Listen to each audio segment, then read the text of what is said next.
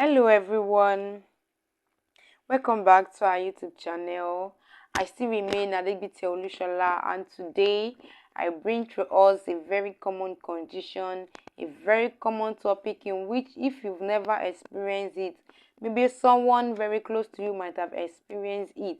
So please, if you are yet to subscribe to our YouTube channel, please subscribe, like our videos, comment, and as well you can share our videos. And the topic I'm talking about is hypertension. Hypertension is a very common condition in which there is high long-term force of blood against the wall of the artery. Yes, which may lead to heart attack, stroke, it may lead to heart failure, and so on. Now, I need you to understand that blood pressure, a lot of people will say blood pressure, blood pressure, blood pressure. What do we understand? What do we mean by blood pressure? As we all know that the heart does the work of pumping the blood, and where are the blood going to? The blood carries a lot of nutrients, carries oxygen, carries a lot of things, nutrients, and it has to spread all over the body. So once the heart pumps the blood, the other part of the body get their own share of blood to function properly, and day-to-day activities, it has to run over and over again. So the organs in the body also send back used blood, which is known as deoxygenated blood, back to the heart for heart to reproduce or reoxygenate the blood again for the body. So like I said, when you say blood pressure, what do we understand by blood pressure? So blood pressure is determined by two things.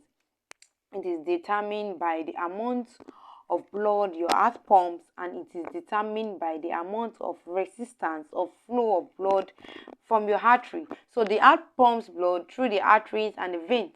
So the blood pressure is determined by two things, like I said earlier: the amount of blood your heart pumps, yes, and the amount of blood the amount of resistance of flow of blood in your artery. So we all know that too much of everything is not good. When the heart pumps blood of too much than the normal range of blood it should, then definitely something might be occurring, something might be happening to us. Our blood pressure might increase. Or when there is a slow flow, there is slow flow of blood in your artery, then you might have your blood pressure might have some issues. Yes. So, and that's why they ask us not to take things that can make our arteries become narrow. I'm getting there. So like I said, the things determine blood pressure is determined by the amount of blood pumped by your heart, and the amount of resistance of flow of blood in your arteries. So which means that the more blood your heart pumps, the narrower your artery is, then the higher your blood pressure will be. Let me come again. The more blood your heart pumps, the narrower your artery is, then the higher your blood pressure will be. Yes. So what are the risk factors? I mean, the risk factors in which which will make you be prone to hypertension, which is high blood pressure. That is, if you fall under these categories I'm about to mention, then you tend to have high blood pressure, which is known as hypertension. 1. Age. Yes, the risk of high blood pressure increases as you age. Yes, the risk of high blood pressure, which is known as hypertension, increases as you age. Then another thing is being overweight or obese. Yes, the more overweight or obese you are, the more blood is needed to supply nutrients and oxygen to the body tissues. So when you are obese, there is need for more pumping of blood to the tissues in your body. So if you are obese or overweight, you tend to have high blood pressure. Then another point is when you are not physically active. Yes, when you are not physically active, you just sit all in a place, in a particular position all day. You tend to have high blood pressure in the sense that the metabolic in your body does not, you are not putting out waste in your body. You are not carrying out one thing or the other to bring out those waste in your body. So if you're not physically active, you tend to have high blood pressure. Then another one is smoking. If you are smoking, you tend to have high blood pressure, in the sense that smoking affects the livers, it affects your heart, it affects your blood tubes, your blood vessels, your arteries.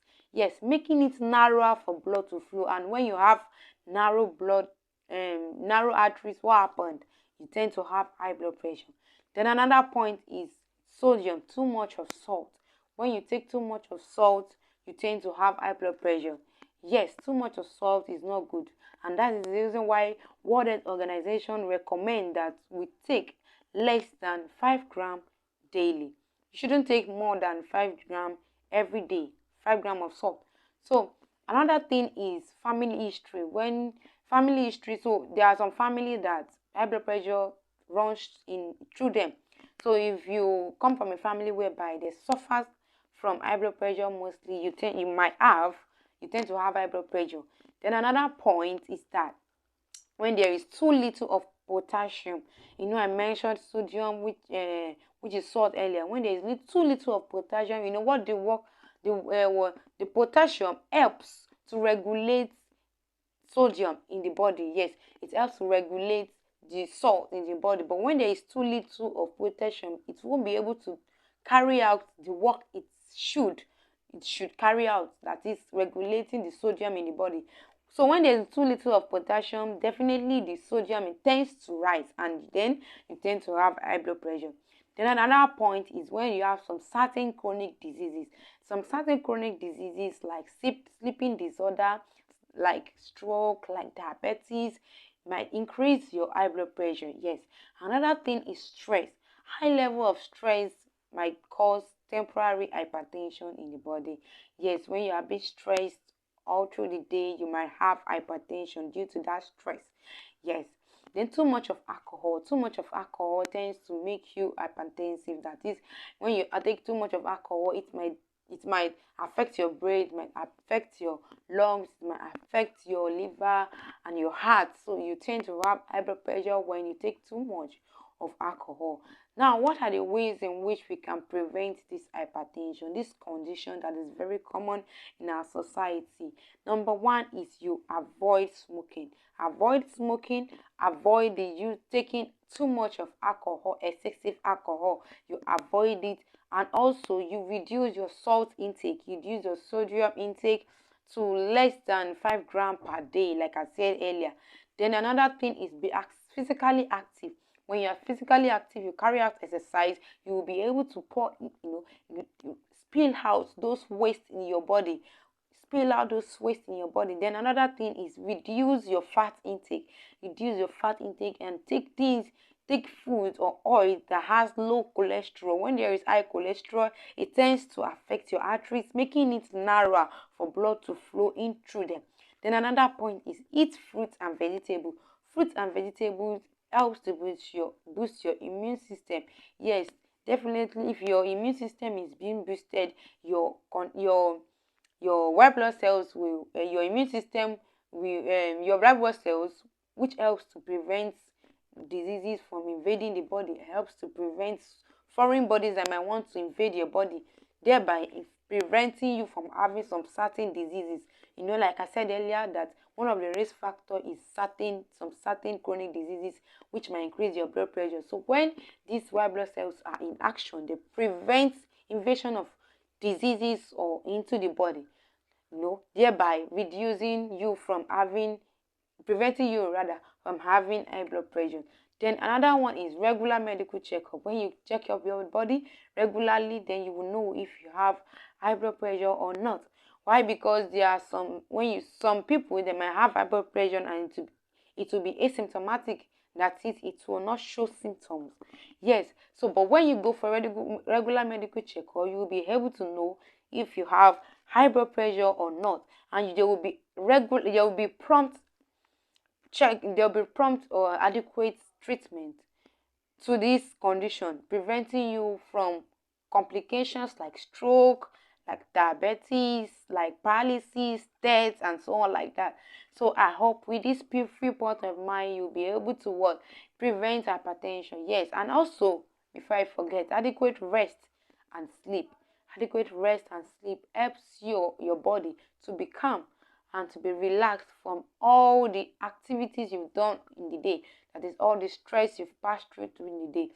Yes, I hope with these few points you'll be able to prevent hypertension. It is very essential to prevent complication of this hypertension. You need to carry out all of this.